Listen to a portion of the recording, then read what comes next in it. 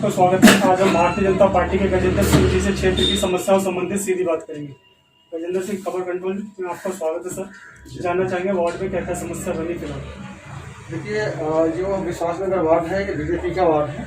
यहाँ के निगम पार्षद उनसे अंजू कमल कांत जी हैं, अभी पिछले मेयर भी थे, अभी ये कार्यकाल अभी इनका खत्म हुआ है। अब और यहाँ पे नगर निगम से रिलेटेड किसी तरह की समस्या नहीं है, क्योंकि ये हमेशा तत्पर रहती है।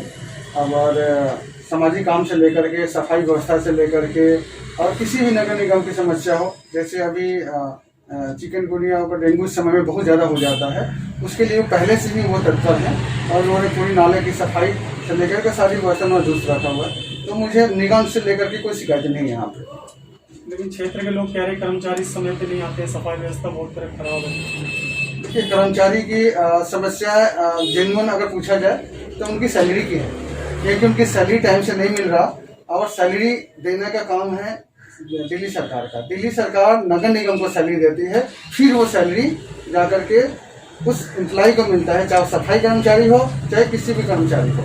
तो उनकी समस्याएं हैं सैलरी की, और सफाई में मुझे नहीं लगता किसी तरह की दिक्कत आ रही है।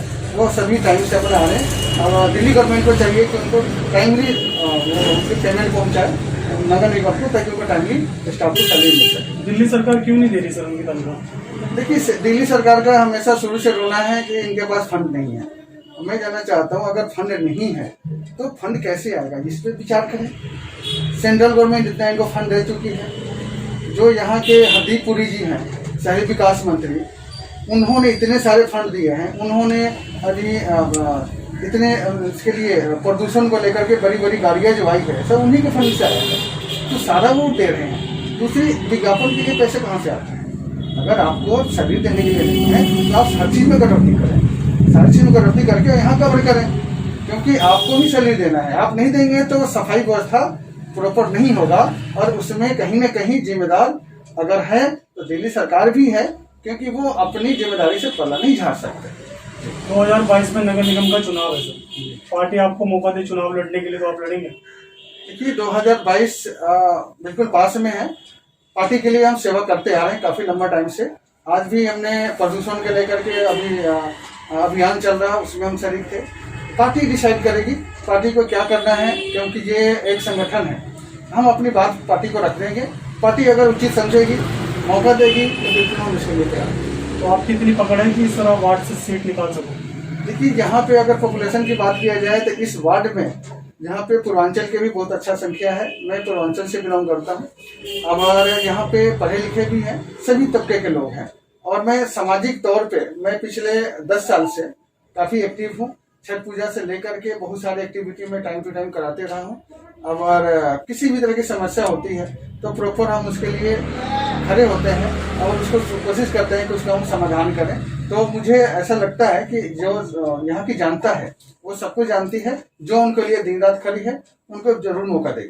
सर, विधानसभा में पानी और सीवर की प्रमुख समस्या बताई जा रही है, इस पे ओम प्रकाश शर्मा जी ध्यान नहीं दे रहे? देखिए, ओम प्रकाश शर्मा जी के बारे में सबको पता है अच्छी तरह से, और काम कर रहे हैं, इसमें कोई डाउट नहीं है। सीवर जहाँ तक है, सीवर दिल्ली गवर्नमेंट के अंदर आती है, ये इसके अंदर नहीं आती। अब MLA है, हाँ, उसके नाते उनको देखना चाहिए।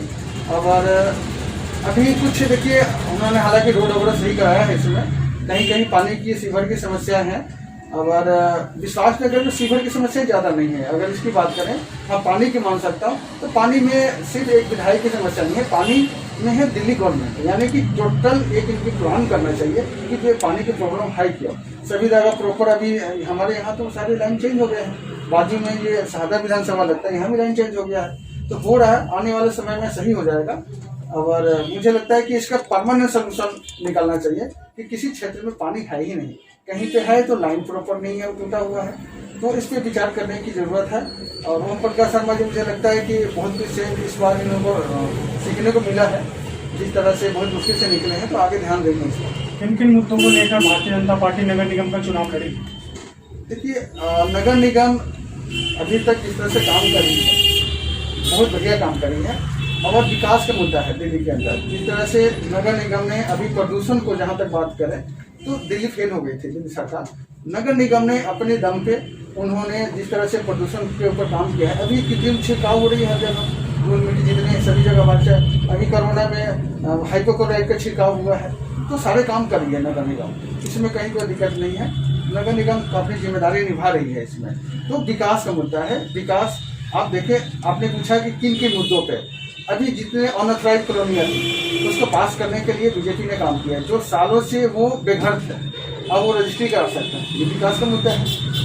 तो ये बीजेपी ने काम करा है। और आज के डेट में विकास ही एक मुद्दा है सभी जगह। सेंट्रल जितनी योजनाएं हैं, चाहे उज्ज्वला ले लें, चाहे बहुत सारी योजनाएं हैं, जनधन ले लें, सभी तरह की योजनाएं हैं सेंट्रल गवर्नमेंट के, वो धरातल पे उतरी हुई है। लेकिन सर महंगाई इतनी बढ़ती जा रही है, जी। इस पर केंद्र सरकार बिल्कुल ध्यान नहीं दे रही।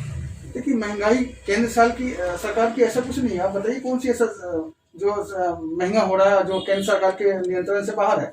ऐसा कुछ नहीं है सर। प्याज 90 रुपए हो गया, टमाटर 70 रुपए किलो, अभी देखिए प्याज 50 रुपए किलो हो रखा है। देखिए, प्याज की जहाँ तक बात है, ये दूसरे जो हमारे दूसरे क्षेत्र हैं, महाराष्ट्र साइड से, नासिक साइड से जो आता है, वहाँ फसल का नुकसान हुआ है, इसकी वजह से प्याज की रेट बढ़े हैं। और जो हमारा यहाँ से एक्सपोर्ट होता था उस पर रोक लगा दी गई है कि अब प्याज एक्सपोर्ट नहीं होगा ताकि रेट न बढ़े।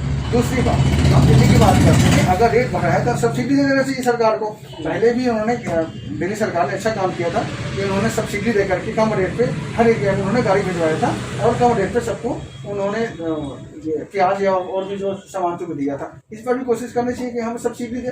अब जहाँ तक बात है एकदम से कंट्रोल होने की मुझे नहीं लगता होगा, थोड़ा टाइम लगेगा, लेकिन केंद्र सरकार इसके ऊपर काम कर रही है। एक्सपोर्ट करना बंद कर दिया है, इनको रोक लगा दिया है ताकि रेट ज़्यादा ना बढ़े।